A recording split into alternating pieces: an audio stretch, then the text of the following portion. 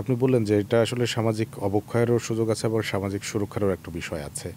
আমরা এখন যে ব্যবহার করছি, আমাদের সামনে নির্বাচন আছে, আমাদের অর্থনৈতিক নানান ধরনের তর্ক বিতর্ক তৈরি করে বিভ্রান্ত করার সুযোগ আছে।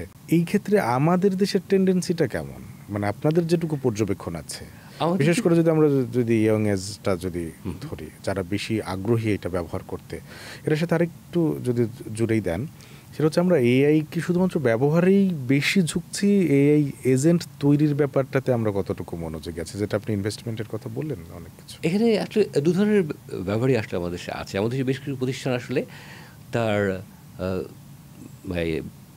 ইউজারদের প্যাটার্ন অ্যানালাইসিস করা, বাইং পাওয়ার অ্যানালাইসিস করা, যেমন ই কমার্স যে প্রতিষ্ঠানগুলো আছে তারা কিন্তু ভেতরে ভেতরে এআই ব্যবহার করছে। অর্থাৎ টার্গেটেড মার্কেটিংয়ের জন্য এআই ব্যবহার করছে, যে কোন মানুষটা আসলে কোন সময় কোন প্রোডাক্টটা কিনছে, এবং তার ডাটা অ্যানালাইসিস করে প্রতিদিন সকালবেলা তার সম্ভাব্য জায়গাগুলোতে সে তার মার্কেটিং এজেন্ট জন্য সেখানে নক করে, এবং এটা করে তারা ভালো ফল পাচ্ছেন। আবার কমপ্লেন রেজলিউশনের ক্ষেত্রে যে যে অভিযোগগুলো তাদের কাছে আসছে, যেমন সার্ভিস প্রোভাইডার আমরা যারা আমাদের যে অভিযোগগুলো আসে, আমরা এখানে একটু এআই ব্যবহার করে দেখা যায় দিনে হাজারখানে কমপ্লেন এসছে, প্যাটার্ন অ্যানালাইসিস করে কোন কোন কমপ্লেনগুলো ইম্পর্টেন্ট সেগুলো যাতে সিনিয়র ম্যানেজার চোখের সামনে অটোমেটিক্যালি চলে আসে। অথবা তার জুনিয়র স্টাফ মিস করেছে, কিন্তু এআই আপনাকে সেখানে খুঁজে বের করে আপনার সামনে এনে দিচ্ছে। এতে করে হচ্ছে কি আপনার গ্রাহকের সঙ্গে আপনার সম্পর্কের উন্নয়ন করছে। এই ব্যাপারগুলো কিন্তু ইতিমধ্যে আমাদের দেশে শুরু হয়েছে।